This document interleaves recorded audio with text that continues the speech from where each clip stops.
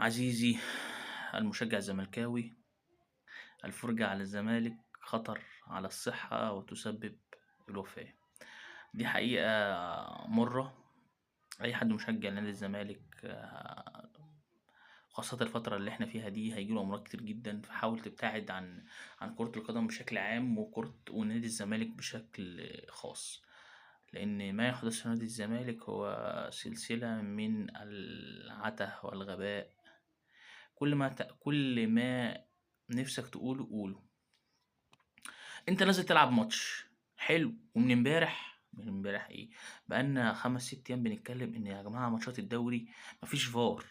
يا جماعه مفيش فار. يا جماعه مفيش فار، يعني ايه؟ يعني مفيش حد هيراقب على الحكام.